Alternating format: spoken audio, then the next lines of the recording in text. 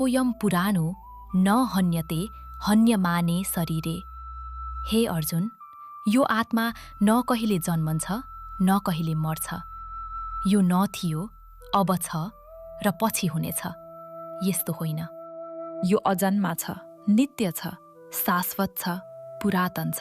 शरीर मारिदा पनि यो मारिँदैन। यो श्लोकले के भन्यो? सुरेश गयो, तर के सुरेश साँच्चै गयो? कृष्णले भन्नुभयो, शरीर जान्छ, आत्मा जाँदैन। शरीर एउटा लुगा हो, पुरानो भयो, फातियो, फेरिन्छ। तर भित्रको मान्छे, त्यो आत्मा, त्यो कहिल्यै नष्ट हुँदैन। अनि रमेशको डर, म दोहामा मर्छु, घर नपुगी मर्छु। यो डर कुन कुराको डर हो?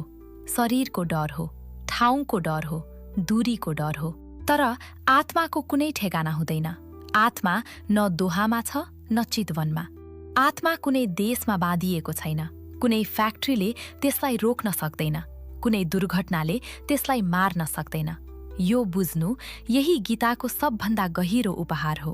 तर एउटा कुरा स्पष्ट गरौँ, कृष्णले आत्मा मर्दैन भनेको यसको अर्थ जिन्दगीको वास्ता नगर, जे होस् होस् भन्ने होइन।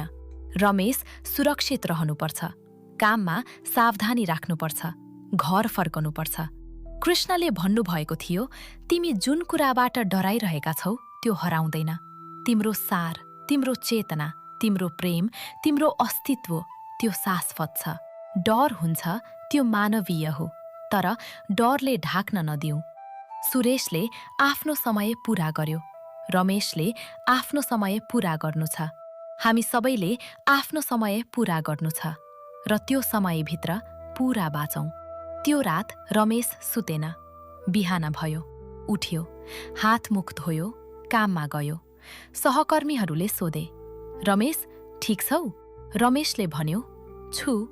सुरेशलाई याद गर्दैछु, तर छु। त्यो सानो शब्दमा ठूलो शक्ति थियो, किनभने म छु भन्नु आत्माको घोषणा हो। जुन कुरा मर्दैन त्यो म हो। आजको शिक्षा, यदि तपाईँ आज कुनै डरमा हुनुहुन्छ, मृत्युको, ताराको, अनिश्चितताको, यो श्लोक सम्झनुस्। तपाईको भित्रको म, त्यो कहिल्यै मर्दैन। शरीर थाक्छ, शरीर बुढो हुन्छ, शरीर जान्छ, तर तपाईँ, साँचो तपाईँ, शाश्वत हुनुहुन्छ। आजदेखि जब डर आओस्, मनमा भन्नुस्, म आत्मा हुँ, मलाई कसैले मार्न सक्दैन। ओम शान्ति। मण्डला भाइब्स।